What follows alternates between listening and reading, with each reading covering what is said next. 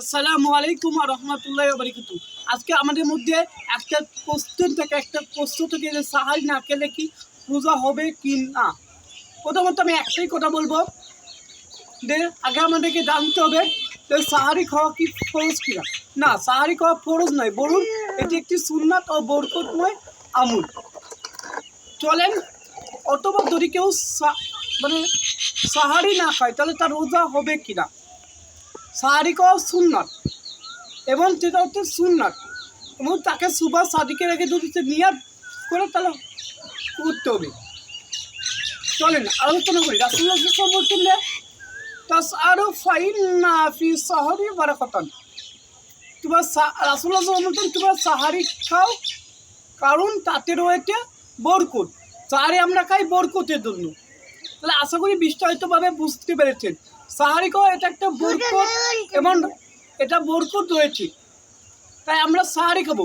এবার কেউ যদি ঘুমিয়ে যায় বা কেউ যদি ইচ্ছাকৃতভাবে মানে সাহারি না খায় তাহলে তার রোজা হবে কি না। দেখেন, প্রথমত সাহারি খাওয়া এটি ফরজ নয়, কিন্তু এটি একটি সুন্নাত।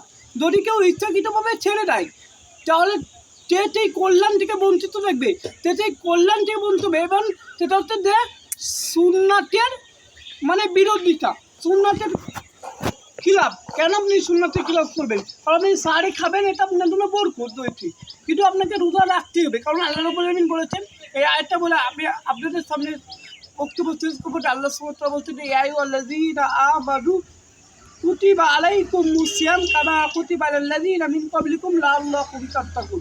আল্লাহ রাব্বুল আলামিন বলছেন যে এই ইমানদারগণ না, সিয়াম তোমাদের উপর ফরজ করা হয়েছে। ফরজ করা হয়েছিল তোমাদের পূর্ববর্তী পুরুষদের উপর, এবং যাতে করে তোমরা তাকওয়া অর্জন করতে পারো। তো সিয়াম আমরা রাখি আল্লাহর ভয়ে, যেমন সিয়াম আমরা রাখি আল্লাহর ভয়ে, তাহলে তাকওয়া অর্জন করতে পারি। আর প্রথমত আপনাকে নিয়াতে ঠিক করতে হবে, কারণ ইন্নামাল আমালু বিন্নিয়াত, প্রত্যেকটি কাজ প্রত্যেকটি কর্ম নিয়াতের উপর নির্ভর করে। শুধু তাই নয়, রাসূলুল্লাহ সাল্লাল্লাহু আলাইহি ওয়াসাল্লাম বলছেন যে আবি হুরায়রা রাদিয়াল্লাহু তাআলা আনহু ক্বাল রাসূলুল্লাহ সাল্লাল্লাহু আলাইহি ওয়াসাল্লাম ইযা জা রমাদানু ফুতআতু আবওয়াবু জান্নাত অগুইগতি আবওয়াবুন নার অসুফিরাতি শয়তান। রাসূলুল্লাহ সাল্লাল্লাহু আলাইহি ওয়াসাল্লাম বলতেন, আবু হুরায়রা রাদিয়াল্লাহু তাআলা বর্ণিত, রাসূলুল্লাহ সাল্লাল্লাহু আলাইহি ওয়াসাল্লাম বলতেন যখন রমাদান মাস আছে, তখন রমাদান মাস আছে তখন আল্লাহ সুবহানাহু ওয়া তাআলা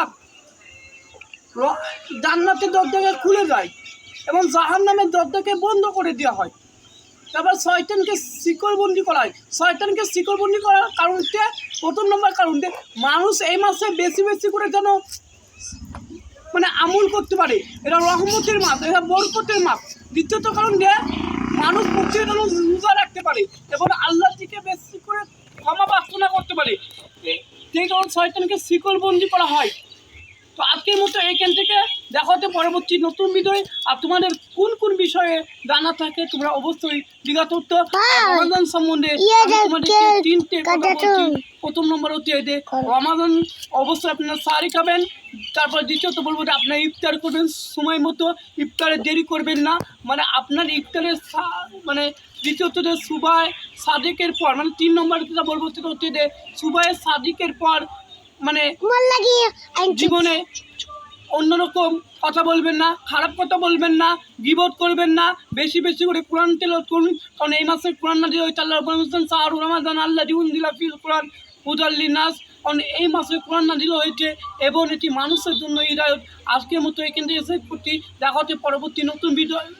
তোমাদের কোন কোন ভিডিও চাই অবশ্যই তোমরা কমেন্টে জানাও। আর ইউটিউব থেকে দেখে থাকলে সাবস্ক্রাইব করবেন, ফেসবুক থেকে দেখে থাকলে ফলো করবেন, ইনস্টাগ্রাম থেকে দেখে থাকলে ফলো করবেন। আর বেশি বেশি করে এই ভিডিওটা তোমাদের বন্ধুদের সামনে শেয়ার